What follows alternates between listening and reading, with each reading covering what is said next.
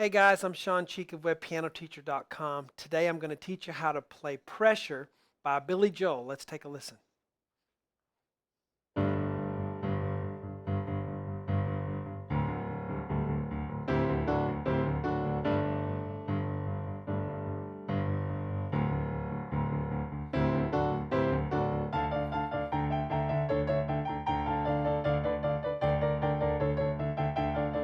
And so forth. All right, fun song.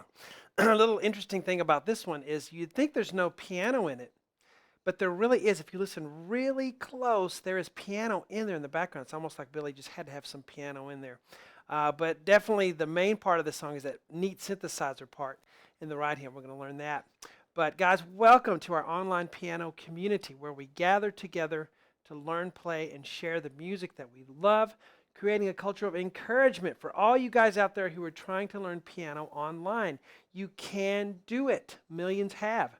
If you pick the right lessons and you know how to practice. That's what I'm going to help you how to do in every lesson. Let's get to it. All right, so you see on the board here, we have this intro that's important. Bum, bum, bum, bum, bum, bum. So we have an electric guitar chucking to give us some rhythm there. We also have a bass guitar doing dun dun dun dun, and we even have it might be a piano sound. It's hard to tell, but there's a chord in there, and we're going to learn how to make this sound like the original.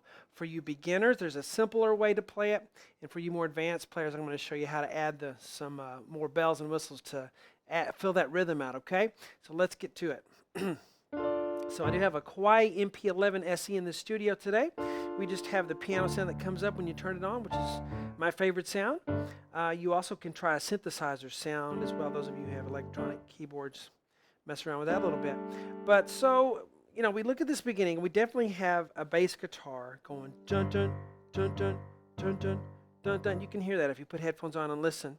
But we also have the the electric guitar doing, holding the strings with the left hand and going ch-ch-ch-ch, kind of chucking, making a rhythmic sound. Da da da da. So we can do,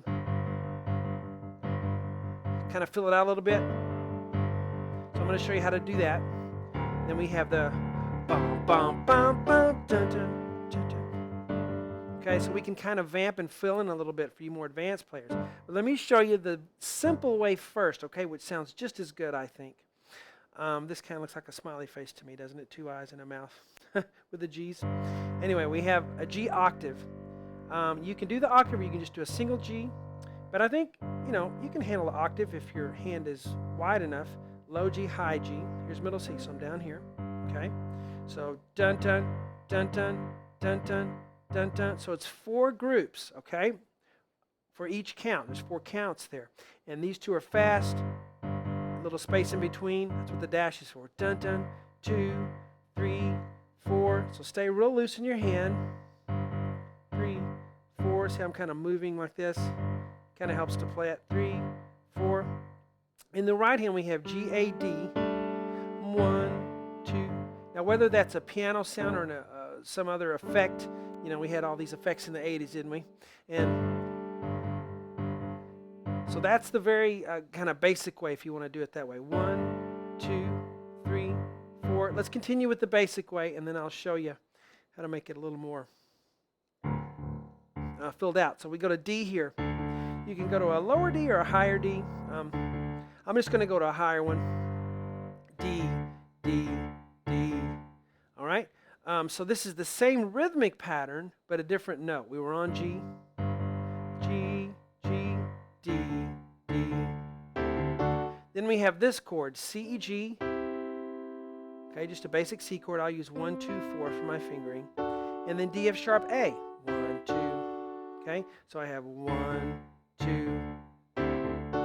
Now right here, notice that comes together, da, da. Then the second D is by itself. And then the D chord is after I finish that. 1, 2, 1, 2. So I have dun, dun, dun, dun. So it's together, left, right. Together, left, right when you get there. Bum, bum, bum, bum. And then the next thing, you can't see it there, but it's C, D. The bass actually goes C, D. And then you can, in the right hand, you can add you can go C chord, D chord if you like. So you'd have 1, 2.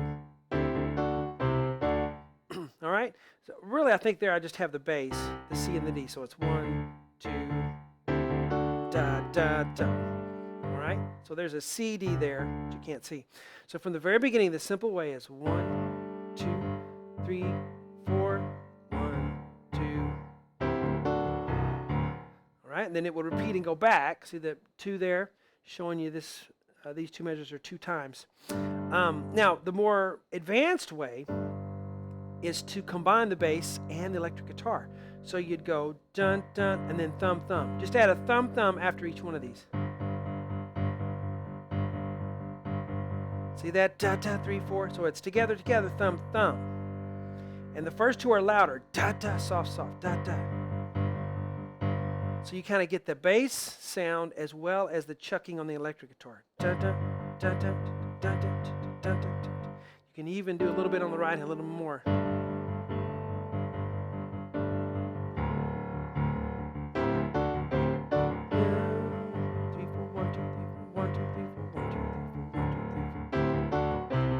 Now, that openness is on purpose. See, well, there's kind of nothing going on but the rhythm in the bass.